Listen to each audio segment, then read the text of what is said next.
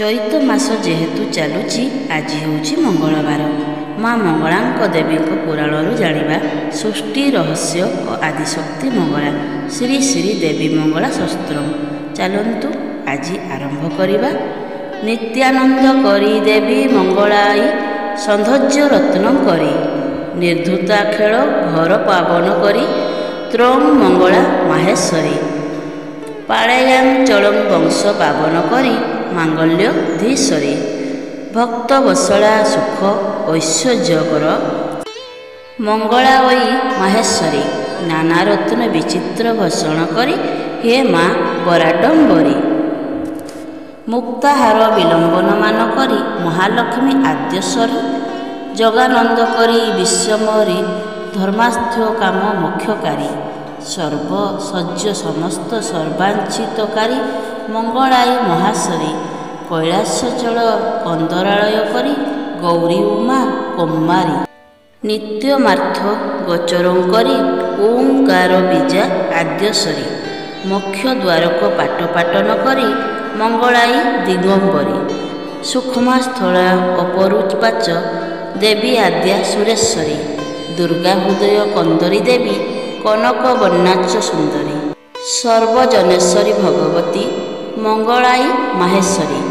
ନିତ୍ୟାବନ୍ଦା ସର୍ବାବନ୍ଦା କରି, ବରଦା ଚ ଶୁଭଙ୍କରୀ।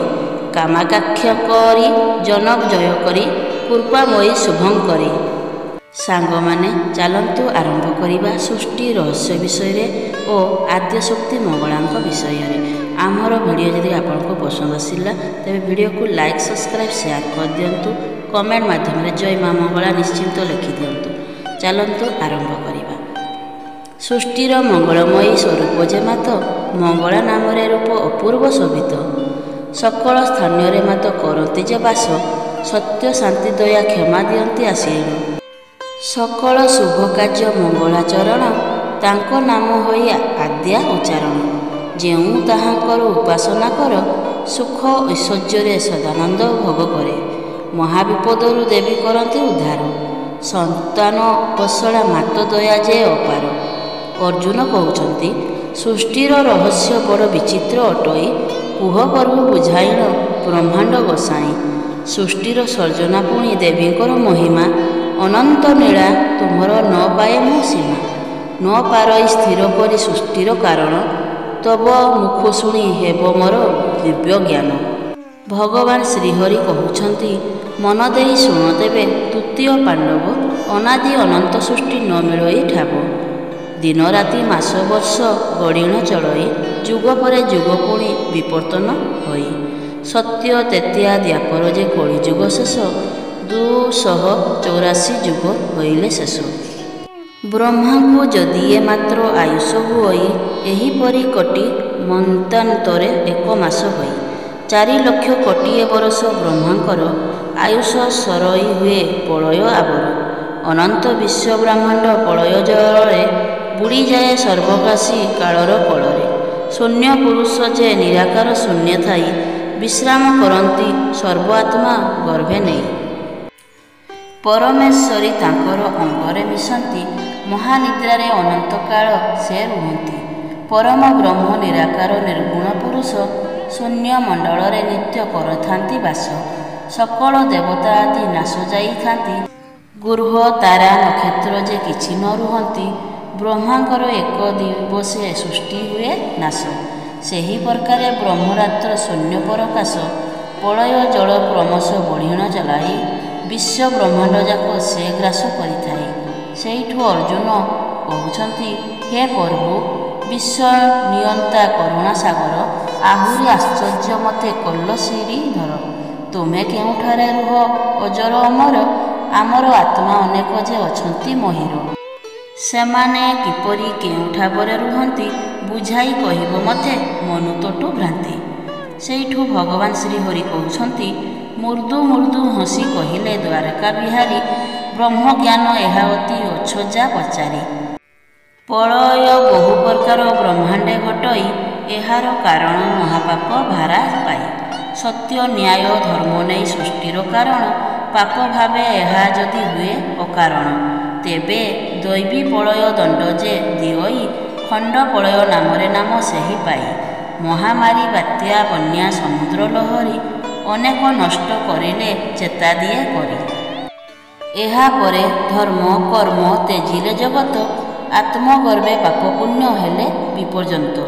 ଇନ୍ଦ୍ରପଳୟ ବା ଦେବପଳୟ ହୋଇ ଭୂ ଭୁବ ସ୍ୱ ଲୋକଙ୍କୁ ଏହା ଗ୍ରାସିଥାଏ। ଏହି ପଳୟରେ ବହୁ ସାଧୁ ସନ୍ଥଗଣ ଶ୍ରୀ ଗୁରୁ ଇଷ୍ଟ ନୟନ ରଖନ୍ତି ଗୁପ୍ତେଣ। ପଳୟାନ୍ତେ ସାଧୁମାନେ ପ୍ରକାଶ ପାଆନ୍ତି ଯୁଗ ପଳୟ ଭାବରେ ଭକତ କୁହନ୍ତି। ପୁନରାଏ ସତ୍ୟ ପଥେ ସହମତି ଦେଇ ଗୁରୁ ବାକ୍ୟ ପାଳି ସୃଷ୍ଟି କରନ୍ତି ଯେ ଯାଇ। ଯାଜ୍ଞ ଯଜ୍ଞ କରି ଦେବେ ସନ୍ତୋଷ କରନ୍ତି ଦୈବୀ କରୁଣା ଲଭୀଣ ସୃଷ୍ଟି ଗଢ଼ିଥାନ୍ତି। ଧ୍ୱଂସ ପରେ ରଚନାର ହୁଏ ନୂଆ ରୂପ ଏହାକୁ ଦେଖି ଅମରେ ଚିନ୍ତନ୍ତି ସ୍ୱରୂପ।